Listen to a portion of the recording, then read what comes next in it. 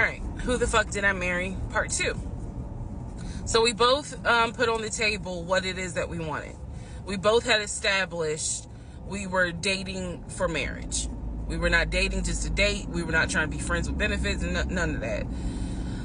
So the dinner at Cheesecake Factory went really well. We laughed, we joked, we talked about people, which is kind of up my alley, my sense of humor.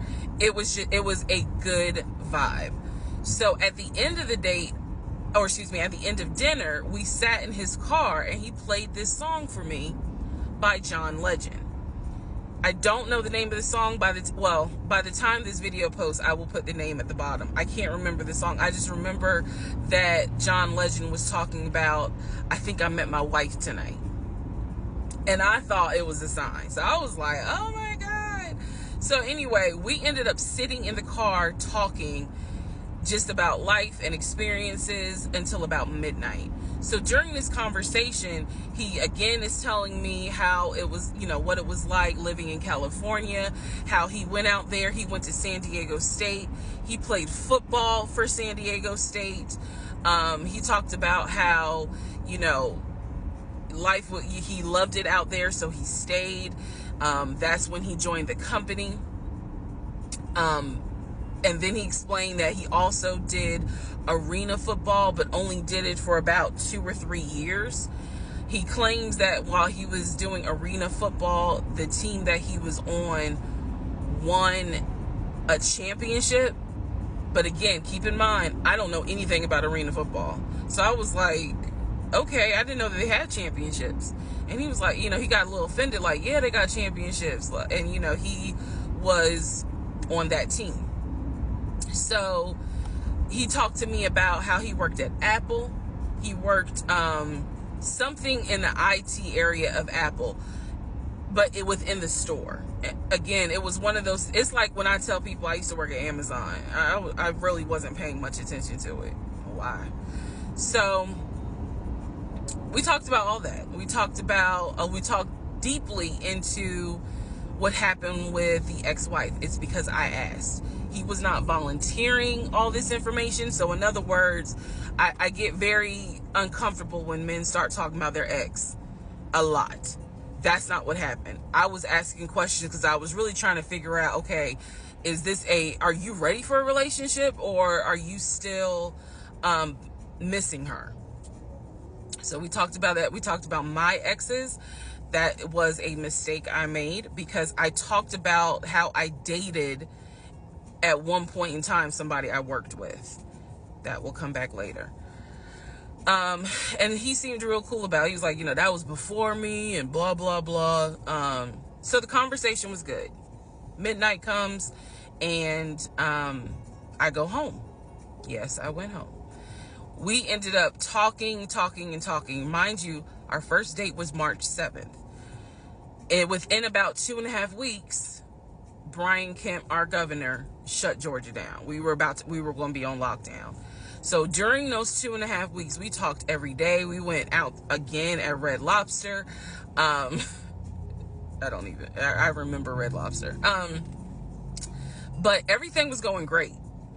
The issue was, where are we going to quarantine? So the question was, are we going to quarantine at his place, which he had like a studio type of situation, like it clearly where he was staying. I was like, it's like a studio apartment, but he kept telling me like, this is temporary because I'm looking for a house. Like he showed me the email from a woman who worked at the company where she was out on maternity leave, but she was putting him in contact with a realtor to help him find a townhome or a single family house. So I was just like, okay, this is definitely temporary. Like he's not trying to stay here long term. And she was apologizing in the email. I'm so sorry, this should have been taken care of before you got here, but it wasn't. I saw the email. I read it. I read the email. So the decision was, we're going to quarantine at the studio, or we're going to quarantine in my house? First mistake I made. Well, there's a lot, but this was a mistake I made. So ladies, caution moment. During one of our dates, because keep in mind, in those 2 weeks, we were seeing each other quite a bit. Nothing physical or anything like that. Just two people who I thought were really on some, all right, let's see if this is going to grow into something. He came to my house. When he came to my house, I had a 3-bedroom, 2.5-bath townhome. He was in the studio. Now, I'm telling you guys all of this in order of how it happened. So some things I'm probably going to insert what I was thinking and the mistake I made. Can I turn this off? No. Okay, I still need that.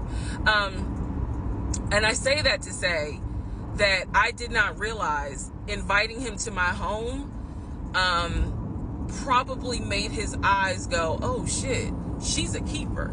She got this 3-bedroom, 2.5-bath townhouse, and I'm in like a little studio. Yeah, let me go ahead and pursue this. What I need to do to quarantine here.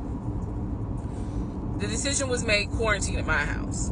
So the state went on lockdown.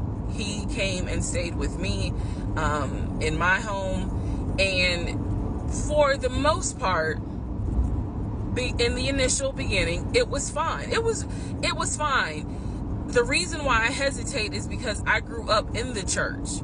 So for me, it was really like an internal struggle of, bruh, you always said you would never live with a guy unless he was your husband.